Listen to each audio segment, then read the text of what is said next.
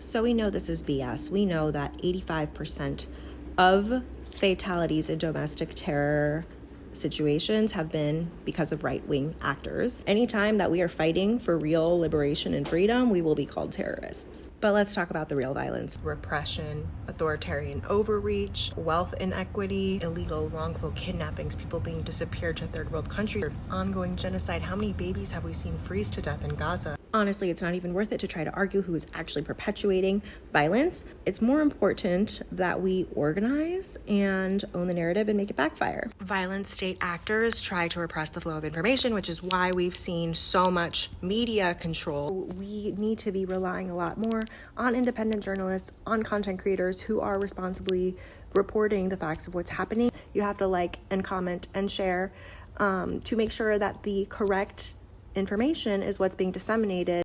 Violent state actors will also try to justify why the person who was on the receiving end of the violence deserved it. So it's very important. We're always on the side of the victims. We always center the victims and we don't victim blame. But we don't want to legitimize the state's use of violence. We want to stay in control. It's our narrative. We keep each other safe, and we are fighting against state violence. And finally, we really need to avoid burning people out and leading them to apathy. And I worry that the constant crisis content, constantly being faced with violence and being told how bad things are without also showing people how strong we are and giving them a way to plug in, leads to compliance.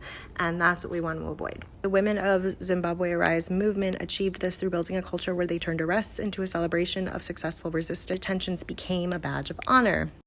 All of that to say, it is so frustrating when we're told we're the violent ones, especially when we're exhausted. We're exhausted of everything that it takes to keep fighting this. We can make this backfire. There are movements before us that we can learn from. We just have to be organized, and we have to keep our eye on the prize, and we have to know that we are up against an intergenerational fight that has continued and will continue, but we just want to make it a little easier for the next generation.